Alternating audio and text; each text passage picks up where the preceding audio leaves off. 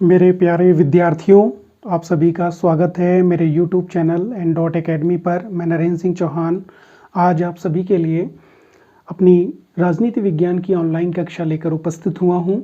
और जैसा कि आप सभी लोग जानते हैं कि हम पहले से ये ऑनलाइन कक्षाएं पढ़ रहे हैं और ये ऑनलाइन कक्षाएं आपको पता है कि कोरोना महामारी के चलते हुए जब आपके विद्यालय बंद हैं तब से संचालित हो रही हैं। और इसमें अभी तक हमने कक्षा 12 में राजनीति विज्ञान की जो आपकी 2 पुस्तकें चलती हैं उसमें से आपकी जो पहली पुस्तक थी समकालीन विश्व राजनीति, उसके अंतर्गत हमने 2 अध्याय पढ़ लिए हैं अब तक, जिसमें पहला अध्याय था शीत युद्ध का दौर और दूसरा 2 ध्रुवीयता का अंत। उसके बाद हमने स्वतंत्र भारत में राजनीति वाली पुस्तक अभी प्रारंभ की हुई है और इसमें हम पढ़ रहे हैं राष्ट्र निर्माण की चुनौतियाँ। तो राष्ट्र निर्माण की चुनौतियों के बारे में पढ़ने से पहले थोड़ा सा हम अगर पीछे इतिहास में जाएं तो प्यारे विद्यार्थियों आप देखिएगा कि आज़ादी से पहले जिसे हम हिंदुस्तान कहते थे वो ब्रिटिश भारत का हिस्सा था और जिसे हम पाकिस्तान कहते थे वो भी ब्रिटिश भारत का हिस्सा था। यानी कि जब ये एक मान लीजिए कि आप एक ही परिवार थे पहले, लेकिन बाद में एक सीमा के द्वारा हमने ये मानिए कि 2 भाइयों का बंटवारा कर दिया, जिसमें एक सीमा के इधर हिंदुस्तान और दूसरी सीमा के उधर पाकिस्तान था। और ऐसा तमाम कारणों से हुआ। वो कौन से रीजन्स थे, वो कौन से कारण थे, इसके बारे में हम अपने नेक्स्ट लेक्चर में पढ़ेंगे। लेकिन आज हम बात करेंगे राष्ट्र निर्माण की चुनौतियों की। इसमें अब मैं आपको एक स्टेटमेंट था 14 और 15 अगस्त की मध्य रात्रि को 1947 की ये बात है। तब संविधान सभा का विशेष सत्र संबोधित किया गया था। आपको पता है कि 15 अगस्त 1947 को हमारा देश आज़ाद हुआ था, हिंदुस्तान आज़ाद हुआ था। लेकिन 14 और 15 अगस्त की मध्य रात्रि को जब संविधान सभा का एक विशेष सत्र संबोधित किया गया था उस समय के तत्कालीन प्रधानमंत्री पंडित जवाहरलाल नेहरू के द्वारा, तो उन्होंने उस भाषण को ट्रिस्ट विद डेस्टिनी के नाम से जाना गया और ये 20वीं शताब्दी का सबसे लोकप्रिय भाषण था। यानी कि इसे भाग्य वधू से चिर प्रतीक्षित भेंट भी कहा जाता है या फिर इसे नियति से किए गए वादा के भाषण के रूप में भी जानते हैं। क्योंकि आप जब देखेंगे तो हमारा जो हिंदुस्तान है ये प्रारंभ से ही, प्राचीन समय से ही क्या है, तमाम तरह की विविधताओं से रचा बसा देश रहा है। और उसी कारण से हमारा जो पूरा का पूरा एक व्यवस्था थी, अगर आप देखें तो ये प्रारंभ से ही एक लोकतांत्रिक व्यवस्था थी और जिसकी कल्पना जो है राष्ट्रीय आंदोलन में भी रखी गई थी कि राष्ट्रीय आंदोलन में एक बात की, राष्ट्रीय आंदोलन में जब हम अपनी आज़ादी के लिए जो है प्रयासरत थे और उसमें ये भी प्रयास किए, ये भी कल्पना की जा रही थी कि आज़ादी के बाद का भारत कैसा होगा। और उस वक्त जो है वो हमारे एक डेस्टिनी के रूप में थे, एक भाग्य, मतलब ये कह सकते हैं कि हमारे नियति से किए हुए वो वादे थे। तब उन्होंने कहा था, पंडित जवाहरलाल नेहरू ने कहा था अपने ट्रिस्ट विद डेस्टिनी भाषण को देते हुए, उन्होंने कहा था कि हमने जो नियति से वादा किया था अब वक्त आ गया है कि हम उस नियति से किए गए वादे को पूरा करें। अगर हम पूरे वादों, जो हमने वादे किए थे उन सभी वादों को पूरा नहीं भी कर सकें तो उसमें से जो अधिकतम वादे हैं उनको तो पूरा करें। और इस तरीके से हम अपने राष्ट्र के निर्माण में लग गए। और इस राष्ट्र के निर्माण की जब हम बात करते हैं तो प्रारंभ में जब हमारा देश यानी आज़ाद हुआ था 1947 में, तो उस वक्त हमारे राष्ट्र के निर्माण में तमाम तरह की चुनौतियाँ थी। यानी कि जो प्रारंभिक दौर था वो विभाजन से मतलब कह सकते हैं कि विभाजन के दंश को झेल रहा था, तमाम तरीके की हिंसाओं को झेल रहा था। क्योंकि अभी तक जो एक सीमा के इधर अगर आप देखेंगे तो 2 भाई थे और अब वो 2 भाई बढ़ चुके थे और उस विभाजन का जो दंश था उसमें तमाम तरह की हिंसाएं हुई। और इस वजह से अब एक राष्ट्र को खड़ा करना अपने आप में बहुत बड़ी चुनौती थी। अब इसमें से बहुत सी चुनौतियां थी लेकिन हम अभी सिर्फ 3 चुनौतियों की बात करेंगे। इसमें पहली चुनौती थी राष्ट्रीय एकता की चुनौती। कौन सी चुनौती थी? राष्ट्रीय एकता। राष्ट्रीय एकता का मतलब होता है राष्ट्र को एकता के सूत्र में पिरोना। अब देखिए था क्या कि हमारा जो देश था वो विविधताओं से भरा हुआ, यानी कि डाइवर्सिटी से भरा हुआ था। यहाँ पर जाति, धर्म, भाषा, संस्कृति, मान्यता, परंपराएं, वेशभूषा, ये तमाम तरह की जो है विविधताएं थी। और इन विविधताओं के आधार पर अगर हम देखें तो एक राष्ट्र को एकजुट करना अपने आप में बहुत बड़ी चुनौती का काम था। और ऐसे वक्त में अगर आप देखें तो तमाम तरह की अटकलें लगाई जा रही थी।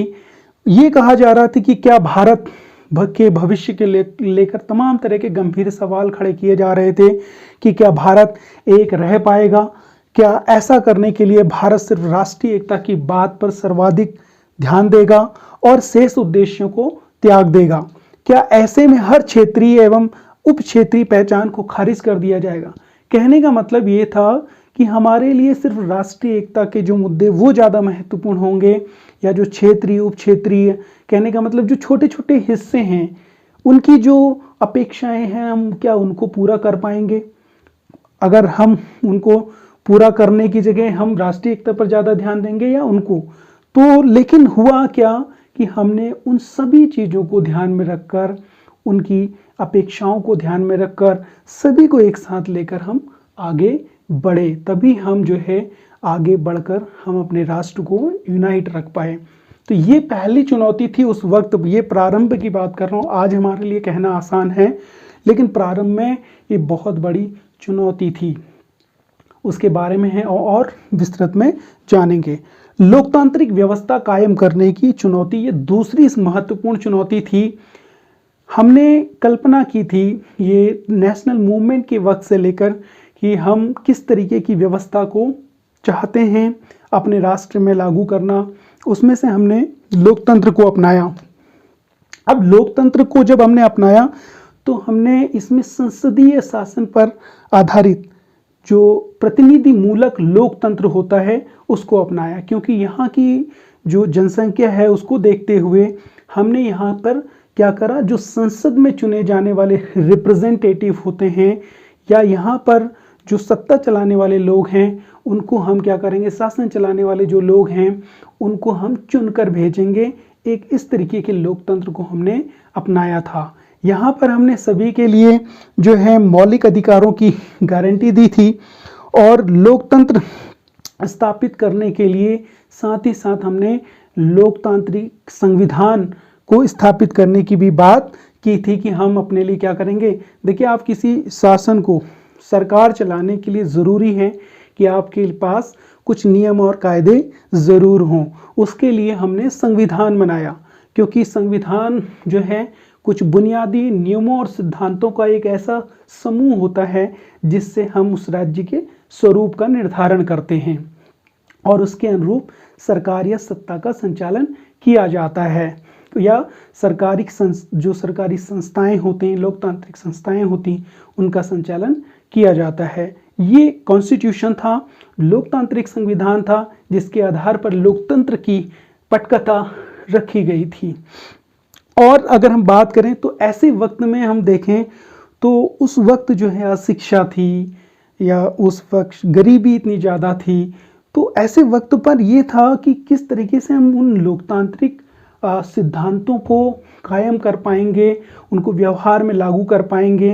क्योंकि देखिए, अगर एक छोटा सा एग्जांपल अगर आपको दूं, क्योंकि गरीबी ज़्यादा थी तो कोई भी जो ताकतवर व्यक्ति था, प्रतिनिधि था, वो उन लोगों को क्या कर सकता था, कह सकता था, अपने झांसे में ले सकता था, उनको पैसे देकर उनके मत को खरीद सकता था।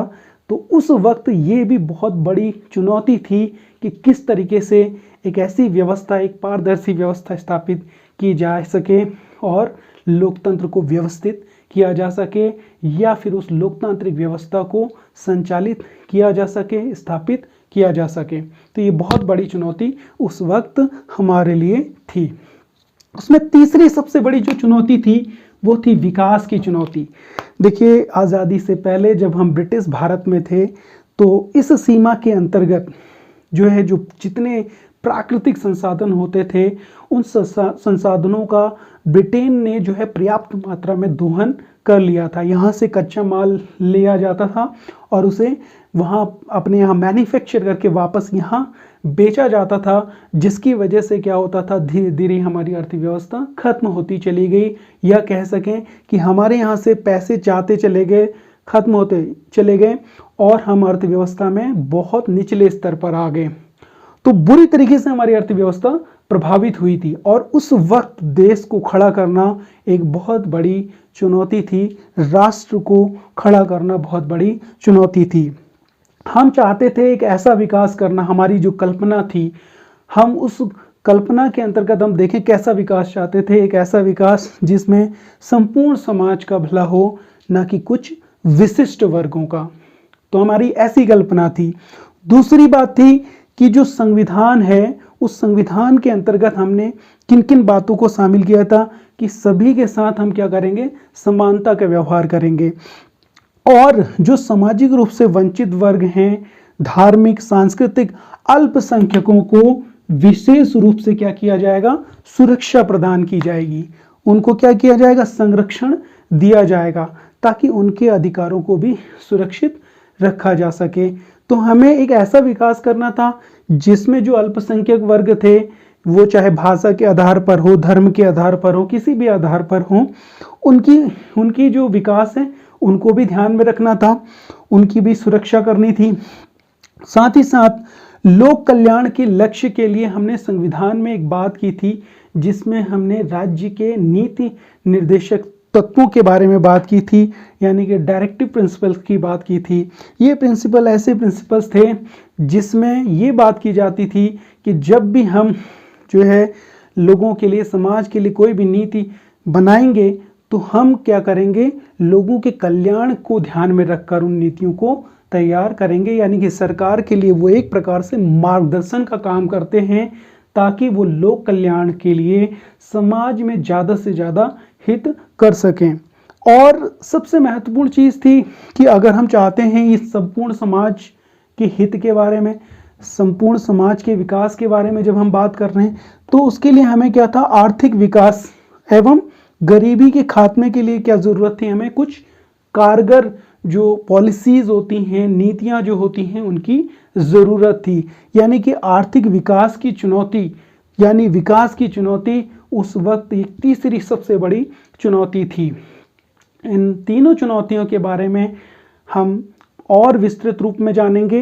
पहले अध्याय में सिर्फ और सिर्फ हम राष्ट्रीय एकता की चुनौती के बारे में बात करेंगे, बाकी की चुनौतियों के बारे में हम इनके अगले अध्यायों में बात करेंगे। तो धन्यवाद। आज हमने पढ़ा राष्ट्रीय एकता की चुनौती, यानी कि राष्ट्र निर्माण की चुनौतियों में हमने पहली चुनौती पढ़ी है राष्ट्रीय एकता की चुनौती। अब इसके नेक्स्ट लेक्चर में हम पढ़ेंगे भारत का विभाजन जो हुआ वह किस कारण से हुआ और उसके क्या परिणाम हुए। धन्यवाद।